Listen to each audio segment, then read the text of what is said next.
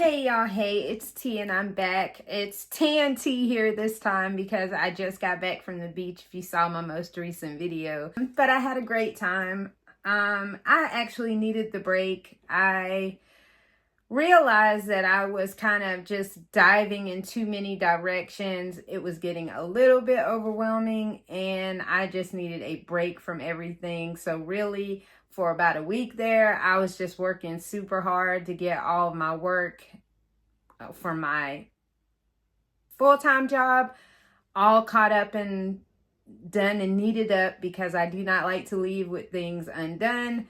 And then the remainder of the time I spent at the beach and with my father. I needed to go visit him, so I got to spend some good quality time with him.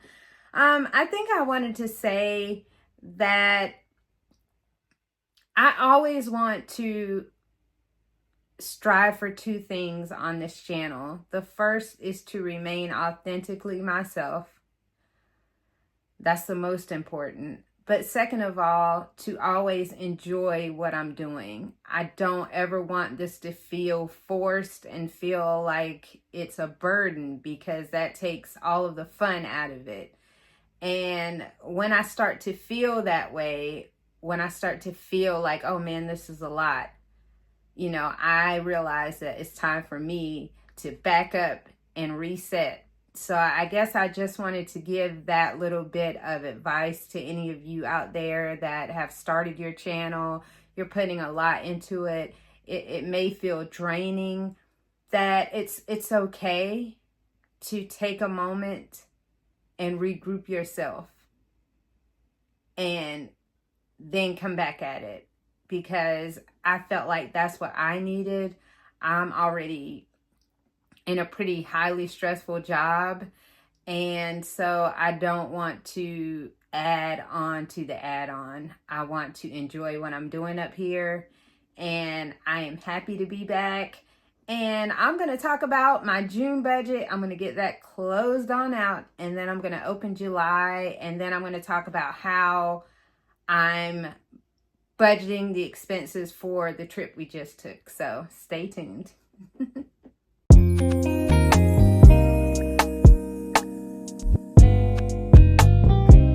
So how have you guys been on this wonderful Saturday? I have been kind of lazy, but I did get up and bake some banana bread. We had some overly ripe bananas, and I was like, oh, I don't want to throw things out, so I try to make use of the things that I have. So that's what I spent this afternoon doing. I baked me some banana bread. So I really didn't do much of anything else, honestly. I need to get up and clean up, but I have not done that yet. I might do that tomorrow, but that's how I spent my Saturday. And I wanted to also give a little background on myself. My name is T. I do a little bit of everything on this channel, but a lot of my content is focused on finances and personal finance.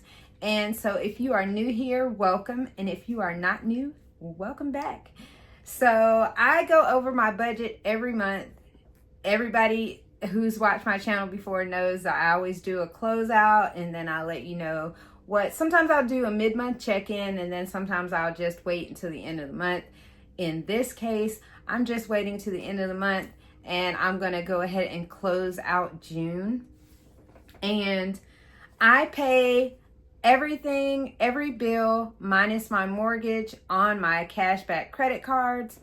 The cashback that I receive from those cards, I use to fund a small brokerage account with Fidelity. So that is kind of how I fund that account, although I do have some changes coming up that I'll be discussing toward the end of this video. July is my mid-year review. I always review our finances twice a year, and this is the mid-year point, and then at the beginning of the year I do it again. But at mid-year, I feel like I can kind of get a gauge on where we're going, where we're headed, and make any little tweaks that I'd like to make. It's also when I get my annual raise, so I decide what I'm going to put toward my 401k. Generally, I try to allot my raises to my 401k It may not be all of it, but it will be the bulk of it will go to my 401k. And I do that because, and this is a tip, it's an easier way to save for your future without really thinking about it. Meaning, if you can get to a point in your finances where you don't need to necessarily bring home more money, you just want to bring home more money, but you don't necessarily need it to make ends meet, doing that and allotting your raises to your retirement allows you to increase your savings toward your retirement goal without ever really missing it. Because if you can keep your pay about the same and just keep maintaining on what you have, it prevents you from having lifestyle creep. It prevents you from going out and doing things. I know for me, it's like I would be like, oh, I can get a new car now, or I can buy this and that. And so it kind of keeps me from doing those things. But not really now. Now it's just a habit. Now I've gotten to the point where I have done it so long that now that's just generally a habit. I'm at a comfortable place where I feel like if I wanted something, I could go get what I want for the most part, and also still allot that money to my retirement. So because I do not have any debt besides the mortgage of the house that we live in, it makes it a lot easier. The less debt that you have, the more free money you have, and that's why I'm more comfortable in doing that now. But that is a tip. That is how I started to accumulate, building up my 401k, was just by deciding each year that I got a raise that I started off small. I would be like 1%, then 2, sometimes 3, like that, step by step until I could build up my retirement. So that's just a tip. If it's something that you want to do, but you're unsure of how, and you don't want to bring home less money, because that's always a concern for people when they're allotting money to their retirement, like, oh, well, that's going to be less money I'm bringing home. So just think about it that way. If you can wait until the next year when you get a raise and just allot a portion of your raise to your 401k, that's money you never received before. So you're not missing it, and it's not taking away from the money that you already make. Just a little tidbit. Anyway, so my budget for the month of June was $3,762.96 on my card, and then $1,805.38 toward our mortgage. That mortgage payment is my mortgage, the escrow, and one additional principal payment in that $1,800. And I can admit that this month I went over by $76.66. And that is because this was not a planned trip. This was just something I was just like, yeah, I'm ready to go. I'm going. Like, we want to go right now. So we just up and went. One night I just booked everything and we just left. So what I did was, the initial gas that when we were leaving, I was using actually the wrong card. I did not mean to use that card. So it would have not shown up until July. It would have not been included until July. But because I used the wrong card, I went over by $76.66. So my card total was $3,839.62 instead of the $3,762.96.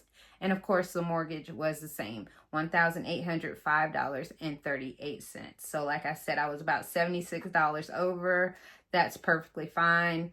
I will add that to leave in the account for next month's expenses. So that's how June went.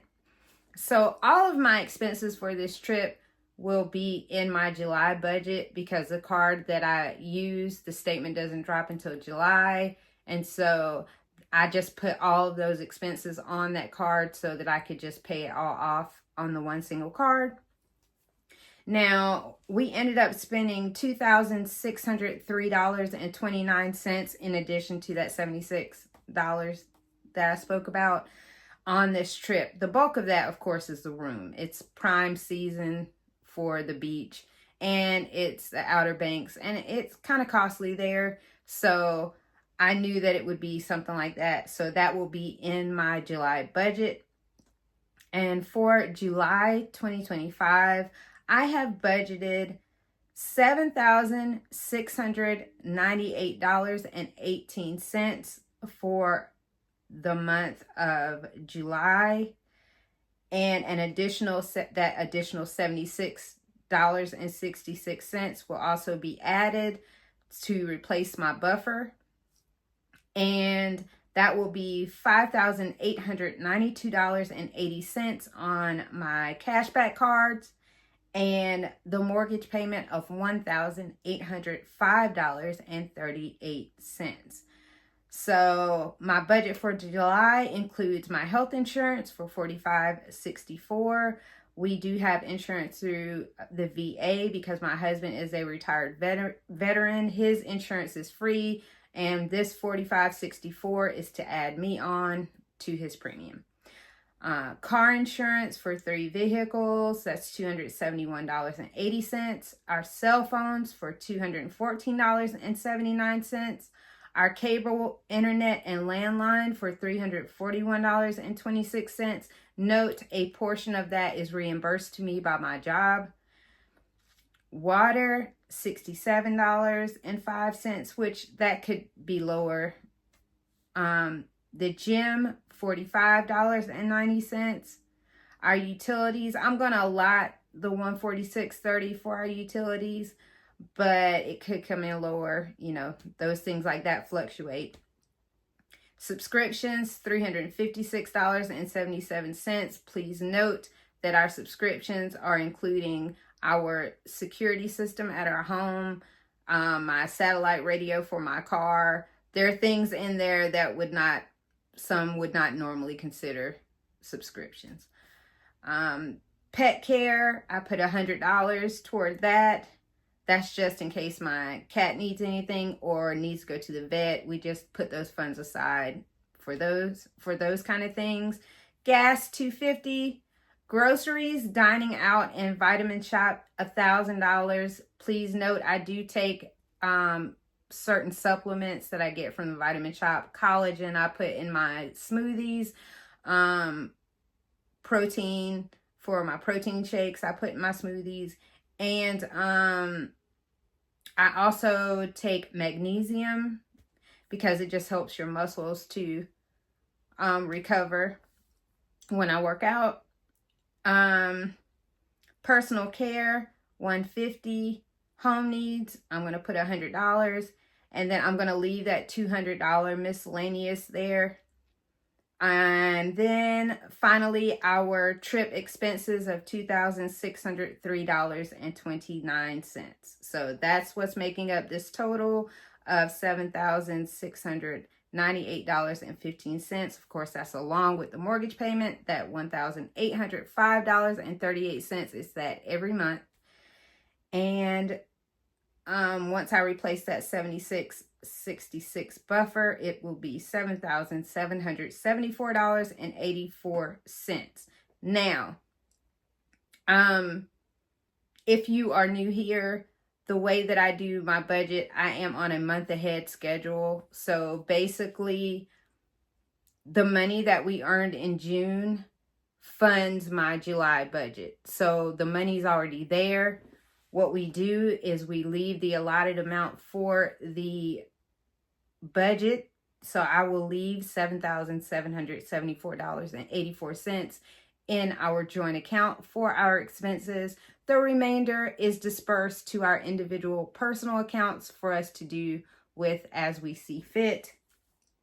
And then I also put a possible $2,000. I don't know if that's going to happen this month or if it's going to be next month, but we are doing that as a charitable contribution to church. They need to replace the sign in the front, and we are replacing that for them. So we're just waiting for the final invoice for that. It could be in July, but it could be in August. So I just wanted to put that possible $2,000 there. So that is my budget for the month of July. It's pretty high, but like I said, I didn't really budget for this trip. It's just one that I wanted to take. It was kind of last minute-esque. I wanted to talk about a conversation that I had with my dad, because we were talking about this sort of thing. We were talking about personal finances, and, you know, he was just like, you know what? You're so focused on saving. He was like, I really wish that you would focus too on living your life. And if there are things that you want, that you will get them now and not wait. My dad's 80 years old, and he was like, don't wait until you're my age when you can't really enjoy those things. Don't wait until then to do those things. You know, if there are things you want and you can afford, and you know what you can afford, he was like, you get them now while you're still young enough to enjoy them. So I really wanted to put that out there, because it's always nice to get wisdom from your elders, and I am going to be considering that in my future thought process and how I approach money, because I don't want to wait for a day that may never come. So that is something too I wanted to add in there, because we don't know how many days we have. And it would be a shame to not enjoy your money too while you're here. You just have to do it with thought and with being reasonable, you know.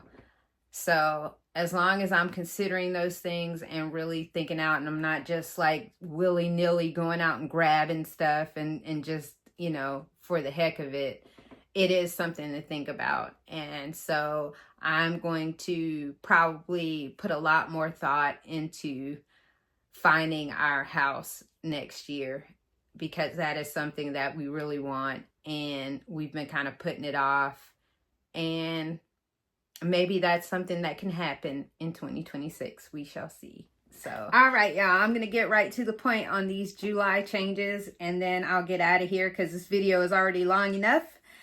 These are the changes that I've decided to do for mid-year.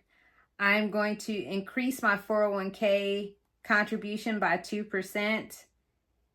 And I've actually already done it. It takes effect my first paycheck of July.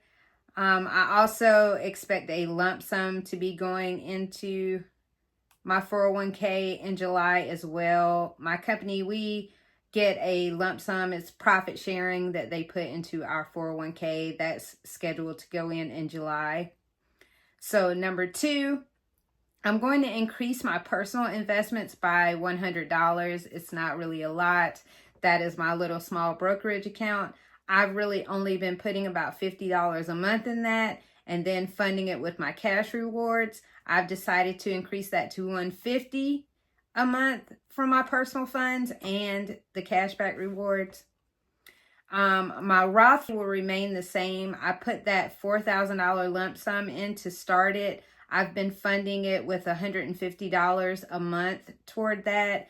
And then in November, I plan to lump sum the remaining balance. It should be about $1,900. I will lump sum in November to reach my $7,000 marker, that I can't contribute any more than that.